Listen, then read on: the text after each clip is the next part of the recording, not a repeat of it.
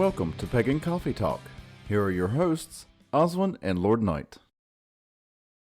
Today's topic, revenge and innocent until proven guilty. Okay. What about this? So, well, let's start with revenge. Okay. Or should we start with innocent until proven guilty? Well, I guess they kind of both go hand in hand. If you're looking at a situation where somebody's wanting to use magic to do justice, do their own sort of justice on somebody. Well, I remember a spell back in the day. It came from gypsy lore on how to do, and it was to seek revenge upon a thief. Yes. Yes, right? I remember that. And supposedly how the spell went was, you did some stuff, and within 7 days, if the merchandise wasn't returned, the person who stole it dropped dead. Right. Now, with the caveat of this, it tells at the end of a guy who lost his money, thought it was stolen, cast the spell, and he dropped dead. Because sometimes spells are literally doing exactly what you tell them to do. Right.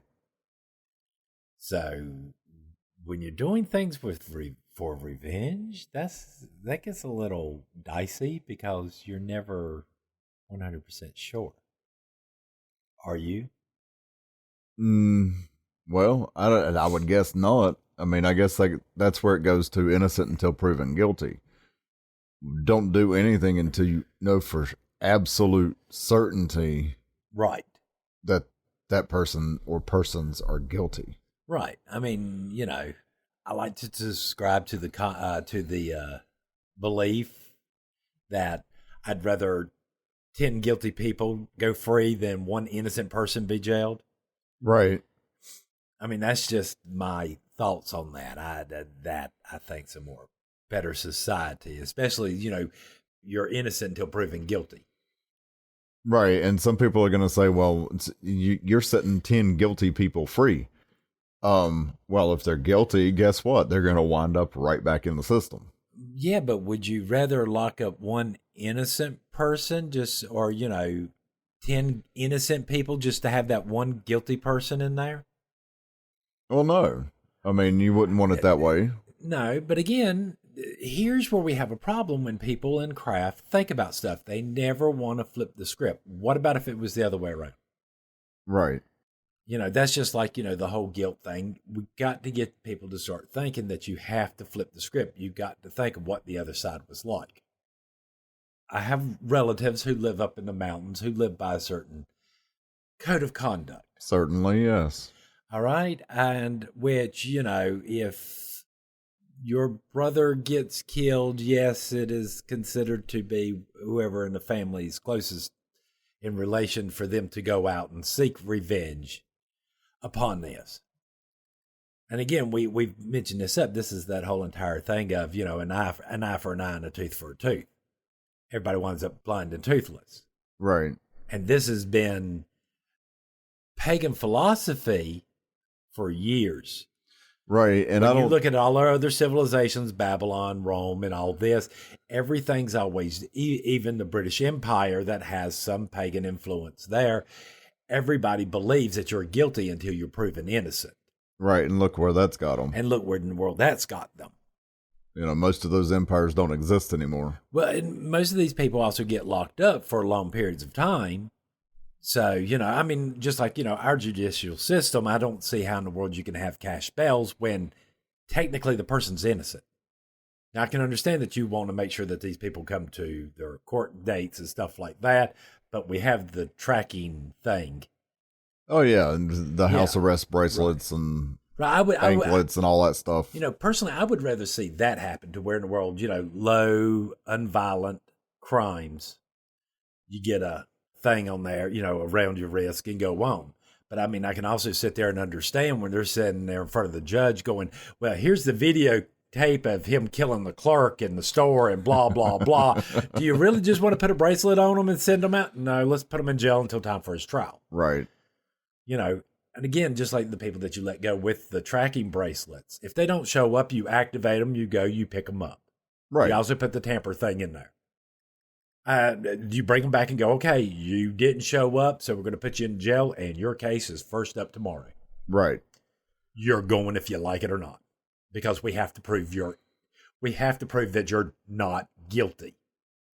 I don't think a lot of people understand that. In court, we prove that we're not guilty. We don't prove that we're innocent. Right. The assumption is that we are innocent, which is a different way of thinking of things. It is. It is. It kind of changes the perspective that a lot of people just don't think about. Well, I mean, because people don't think about changing that perspective on these things. You know, just like the whole entire revenge thing. Are you getting revenge because you've been slighted, or are you getting revenge because you're sort of embarrassed? Is this more about pride? Is this more about your pride than actually accomplishing something? Right. Is it more of, I can't believe I let that happen? Or is it legitimately, I'm seeking justice? Well, it's back to that saying, and you're going to find this funny, but fool me once, shame on you. Shame on you. Fool me twice, shame on me. Right. You know what I mean? Right. I mean, and this is where I see a lot of people going around getting quote unquote revenge. Uh-huh. You're not getting revenge. You're just trying to make yourself not look as bad as what was mentioned about yourself. Okay, that makes sense, yeah. Did it? It came out. I think it did, yeah. Came out as words, but I'm not sure if it came out as a cohesive thought. Well, then reword it.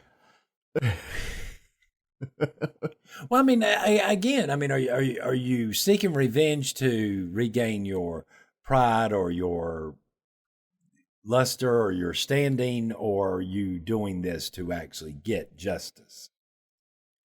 You see, there's a difference between revenge, justice, and fairness.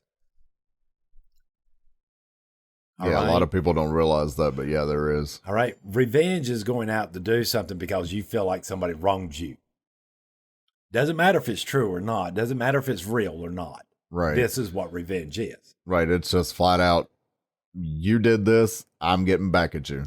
Right. Then fairness, again, is a personal thing, because what you would consider fair and what I consider fair are two different things. Right. I mean, I know there's certain things we can somewhat agree there. Right. You know, and hence the reason we have laws. Because we agreed as a country to go, these are the laws we're going to live by. You don't like them, there's other countries. Right. You know, we're not being mean or anything, but yeah, if you want to live that way, go to those countries.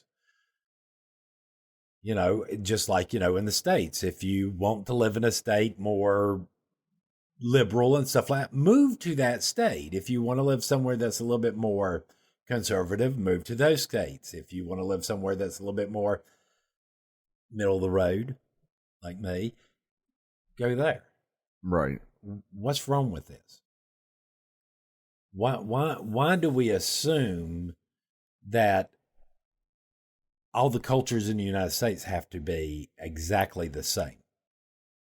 Well, they shouldn't. I mean, that's what makes the United States a melting pot. But yes, but at the same time, we do need some traditions. We do need some things to meld us together as a country. Well, sure. At least to have that idea of, it's my dog, I'll kick it. Right. You can't. I can't. Right. So, I mean, you need to have enough common threads throughout the whole entire country to have that mentality. Like, yeah, we know these are our dumb little rednecks and stuff like that, and over here's our little gangsters and stuff, but they're our gangsters. Right. All right. At the end of the day, if, you know, some criminal organization vowed to take, if Nazis showed up, my hope would be that these thugs or these gangs would go, oh, no, it's our America. You know what I mean? Right. It would turn on the Nazis. Do you see what I'm saying? Yeah. So I don't know how else to go with this. You know, I mean, injustice is us trying to balance between revenge and fairness. Yeah, but what helps with that is the fact that we do have laws. Right. The laws help us find that balance. Well, or see, they're supposed to help us find that balance. Well, see, and a lot of people want to sit there and go, okay, well, our laws are like this, or laws are not perfect. Oh, Lord, no, but not by far. No, because we don't always know, but that should be a time where we sit there and go, okay, at a certain point, we need to reevaluate all our laws. Because there are dumb laws out on the thing that we just don't. You know what I mean? Right. They are still out there. They're still out there. There's that one about, you can't have a pie out on the shelf during church time or something because nobody was home and it would attract wild animals. Right. You can't park your camel on the courthouse steps. Right. Who has a camel? Really? Right. And again, these old dumb laws that we have, we need to go through and take them off the books. Some I could see leaving just because, well, it's quirky, the whole camel thing. I'm really not concerned about it, but, would it really hurt if people started using hippos instead of...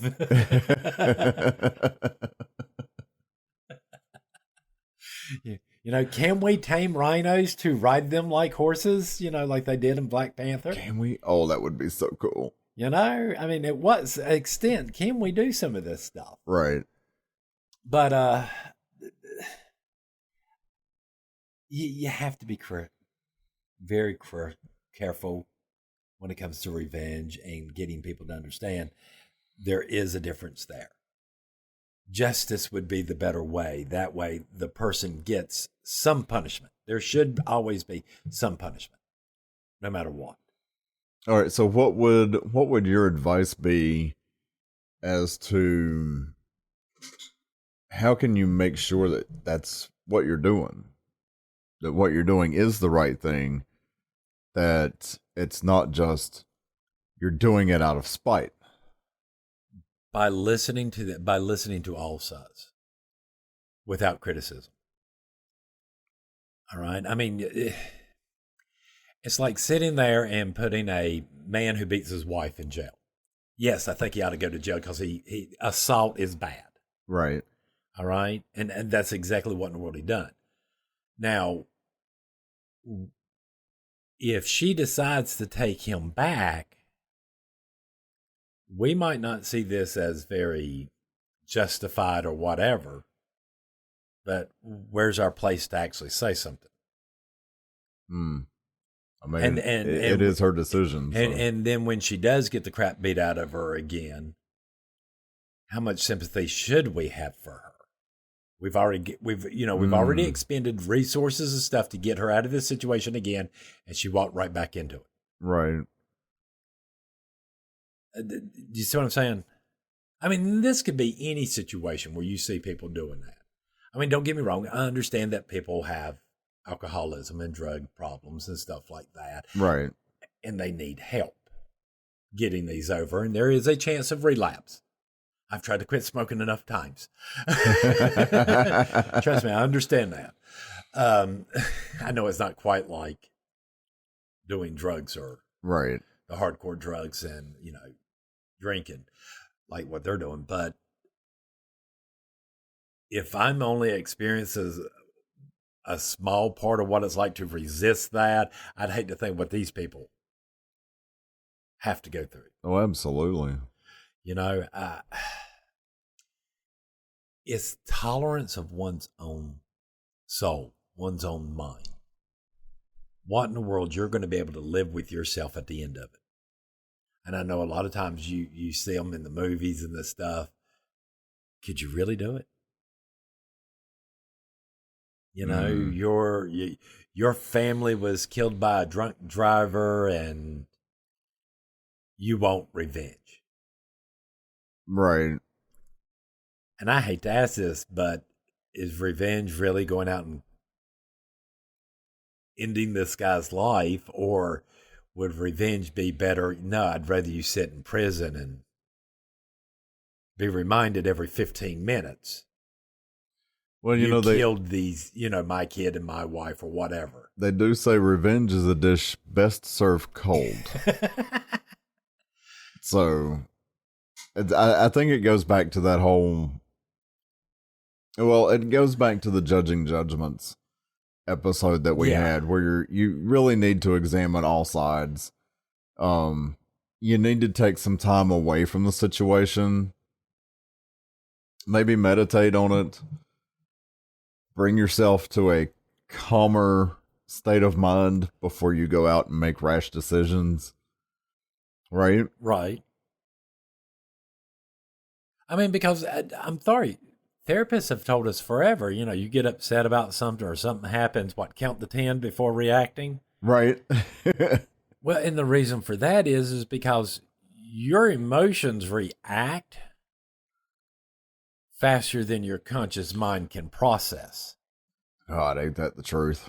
And sometimes your knee-jerk reaction is not always the best one. Sometimes. The majority of times it turns out to be a bad one, but,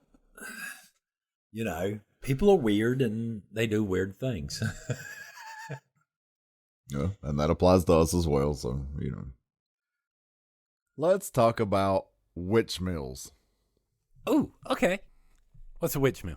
Witch mills are these places that are just cranking out witches left and right. Left and right. They just, you do a little bit of studies. Hey, we're going to initiate you. Guess what? You're a witch. Well, you see, back in our day, when I was first studying, yeah, the witch mill concept was a thing that was going on, because most training is a year. Your first degree at least is somewhere around like a year, yeah, or so. And some temples seem to have been turning out new witches every 3 months, right. And people were like, you can't train and initiate people that fast. There's no way. And we refer to them as witch mills. I still think this is going on, but it's not going on like it used to. All right, what makes you think it's still happening? Any of these places where you can, here, want to start being a witch? Here, take classes here. And there's always a fee or something attached to it. It's a witch mill. It's low-level info. The majority of the time, it's info that you can find out on the internet now. All right, so you think they're not really giving you any real, quote-unquote, real information? Well, it's nothing. just stuff that you can find You could have anywhere. You could have looked it up yourself. You could have read those books instead. Don't get me wrong. I'm not discounting what some of these people are doing, because, yes, they are sourcing multiple information to make one class. But then on the other hand, so can you. So is this what you're paying for? Somebody else to source or do your research for you, so you just have a paper at the end? Or do you see what I'm asking? Because you got to remember that process, that doing that research and going out and retrieving that info and read, that's part of craft. I remember that as part of my first and second degree training over and over again, was to do that process. Right. But it's like we have these quote unquote schools and they're doing it for you instead. So do you think that like the online schools, do you think they're just witch mills? See, it's hard to say, because we don't have a standard of this versus that. I mean, I've seen classes, and I'll admit I'm doing one of those online spiritual classes things, right? Right. But yet I have yet to experience anything I didn't already know or haven't already been taught for free from like Lord Night and Lady Alicia, and that's the part I don't get. You're paying for stuff that I got for free. Right. That's my dilemma there. Well, I mean, it's hard to say, because a lot of those places, we haven't gone through their material. Well, no, we haven't. So we don't really know what it is they're teaching. And you can't, and how do you judge a place? But, I mean, I understand them not wanting to reveal all their material until you pay for it, but at what point do you know it's information. Do you see what I'm saying? Well, yeah, because like I have noticed we have looked at some of those places, and I know at least 2 or 3 that we've looked at, but they don't really tell you what's involved in the courses. Yeah, it's so you don't really even know what you're going to be learning. And I think that was the only reason we did the one that I've been doing, because they had more of a synopsis of what in the world you would learn and right out of all of them. Right. And I haven't really seen anywhere we're matching the same level of information or standards in the religion to even come up with a comprehensive bachelor's degree or even an associate's degree. Right. Do you see what I'm saying? Yeah. For the priesthood like the Christians do. There are legitimate colleges and stuff like that where you can go to become a Christian pastor. Well, we've talked about that before, and even you were, I kept throwing out ideas, and you were like, but who's going to facilitate that? And again, there's my problem again. We haven't got this level of standard. I mean, as long as we have we have the problems between Wicca and the traditional communities, I don't think we're ever going to be able to actually set a standard. Until the traditional community, in which we keep on talking about, those traditionally trained and initiated, the whole 9 yards, stand up and go, no, we're traditionals, y'all are Wicca, and we're going to sit down. We're going to finally make some rules. We're going to say, hey, this is at least the bare minimum.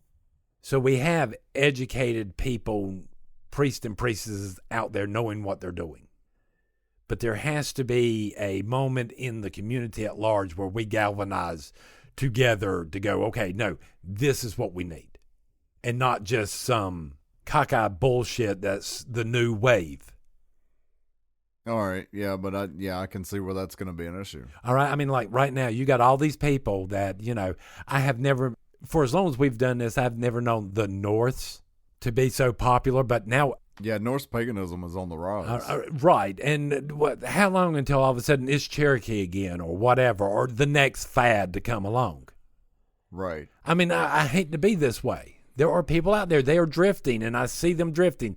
Oh, I wasn't Celtic, and now I am Celtic. Oh, now I'm not. Now I'm going to follow a North pantheon.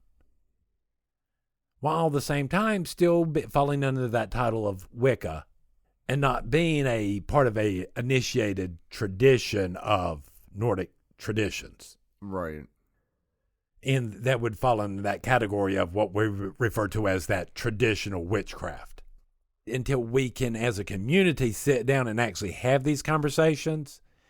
And I hate to be this way without certain people of the community going, well, we ain't talking to you because nan and a boo-boo, you won't believe what we believe.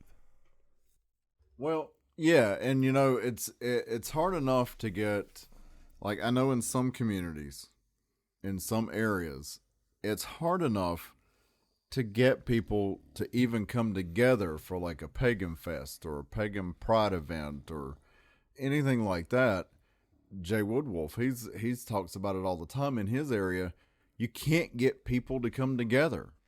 Well, you can't. Nobody's happy about anything. They say, well, we don't have nothing's available for the community, but then you make something available for the community and then they're not happy about something else. Well, it's not inclusive, or it's not this, it's not that. Well, and so then they don't show up. We're back to the whole entire problem of where in the hell are our temples? Where's our churches? Where's our damn cathedrals? Do you think that? I don't think that would solve the problem. But no, again, we can't even organize the majority of the times the community to just get up off their asses and to buy land in their temple's name like a normal church. Right. You can't even get that on the local level. And me believing that suddenly the traditional community is going to get their act together and sit down and actually have honest conversations about what we need to be a real stable religion instead of this cockeyed stuff that seems to be happening in our community. Right. I mean, don't get me wrong. Wiccans, y'all can believe whatever in the world you want. I'm having a problem where we have people crossing lines that they should not be crossing. Right. Calling themselves things and using that as a lift in their status without ever actually doing the stuff. Right. I'm sorry. I find it very disrespectful to all my first degrees, to all my second degrees, to any of them, for, these people just to come out and go, well, you know what? I'm this, I'm that. I think that is completely disrespectful for those of us who did the training. Right. I agree. All right, until the Wiccan community goes, hey, no, we understand what you're saying. We'll believe what we believe and we'll stay in our lane. But that's not what happened. And then what we keep on hearing from these people, even in our own community, is you have to believe the way I believe. Instead of, okay, I understand you believe the way you do, this is the way I believe, and we'll leave it at that. Right. If you want to change your whole entire religion because you have a person that sits there and goes, well, I don't like black robes trigger me. If you want to change them all to a different color, that's your business. I'm going to tell you, as long as I'm the head of our temple, that shit ain't going to happen. You just going to have to get over yourself. Now, with that said, hey, if I got somebody that comes in that is blind or deaf, am I going to work with them? Yes. But I'm not going to sit there and try to rearrange the whole entire universe to suit one person. Weird fantasy. Right. It would be nice to have this stuff. It would be nice to get rid of the witch meals and have people out there that are experienced, wise people to give real information to the youth to ease up some of these problems, to help people find their way. It would be nice, but the way things are now, I don't ever see it happening. I don't either. That's really the part that bothers me. Can it be done? Could we come to a compromise? The traditional, I absolutely believe it. I believe it is possible. Well, I mean, in the right environment at the right time. Right. If it was strictly left up to the traditional community, I think we could come up with something. Right. Something functional for everybody, regardless of your tradition. Right. For ourselves, for the only thing of craft itself. Right. I think something could come together.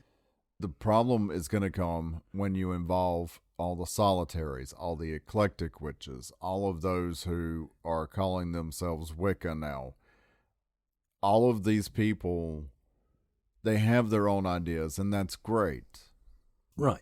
But it seems, and I could be wrong, please correct me if I am, but it seems that they, not only do they all have their own ideas, but they don't want to listen to anybody else. Everybody's more concerned about their own agendas, their own, I hate to put it this way, there's a large percentage of people in our community, it's more about their egos. Oh, yeah. You hear it, the whole 9 yards.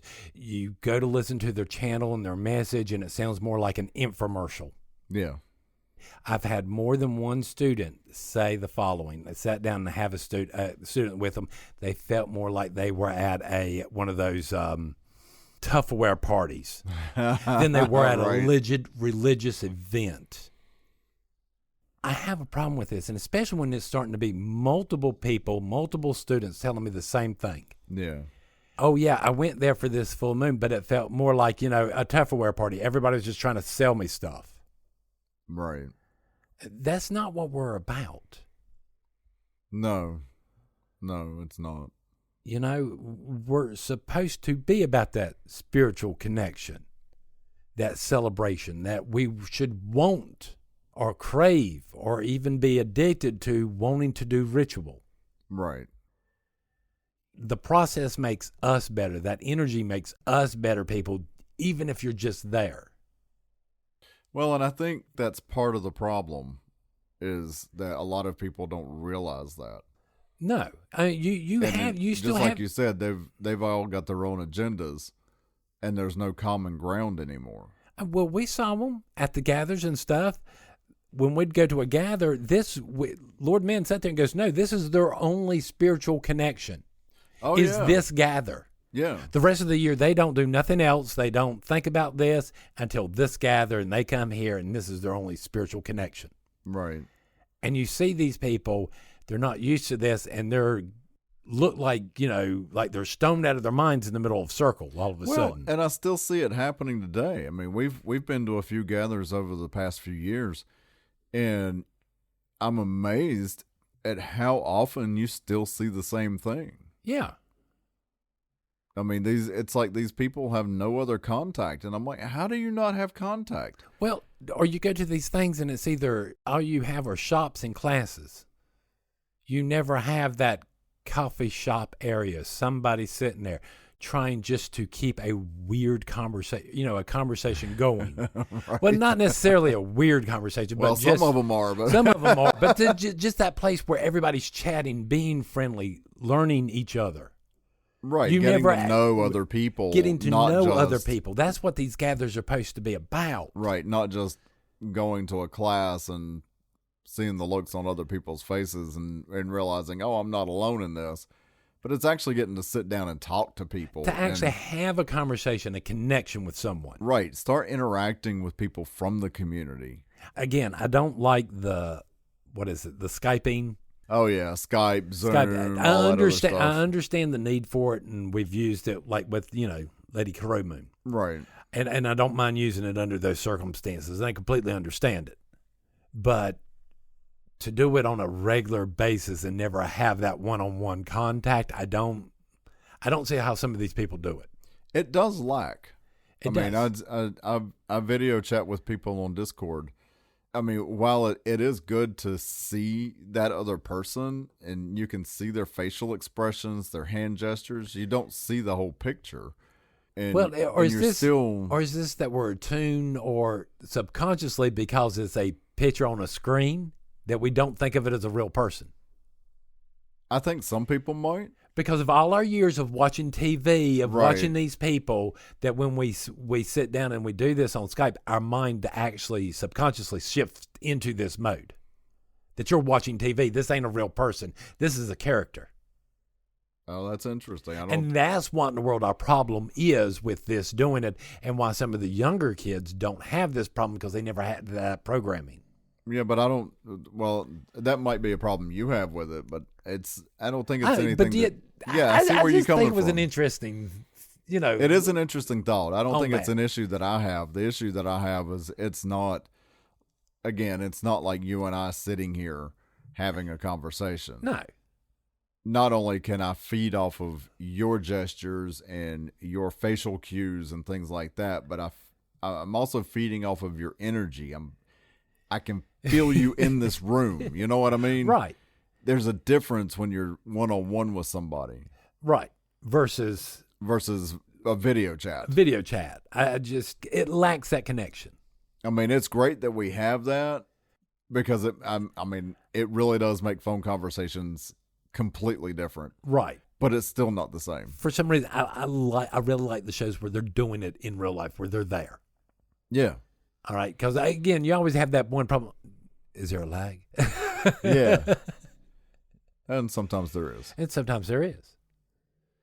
Anything else you want to know? I even forgot what the conversation was. Witch meals. Oh crap! Yeah, we got off topic. Well, again, I don't think this is a relevant thing now like it used to be. It still happens. It's still happening, but now it's more of a standard problem than it is a time length problem. Right. Because a lot of these places are doing more of that independent study. Right. My only question is are you actually paying for real info or a real course, or are you paying for somebody else just to do your research for you? Right. And those are the ones I would watch out for, because you got to know how to do that research. Right. No, yeah, I totally get that. I mean, I really do think that there are some legitimate courses out there, but I'm like you. I think you really have to be careful. Right. And I think if you go into something and you initially think, oh well, I'm gonna learn a lot of stuff, and then you start realizing you're not really learning anything, you need to get out of it. Right. When it becomes that easy, there is a point to where, okay, yeah, there's got to be a little bit of a challenge there. Right. And if you don't have an instructor that you can at least talk to, for me, that's a no-go. Well, I mean, I need to have somebody that I can at least check in with, and I'm not talking via email. I won't sit down and ask a question. Right. I want to be able to actually talk to this person, whether it be by phone or by video chat or something. I want some type of connection.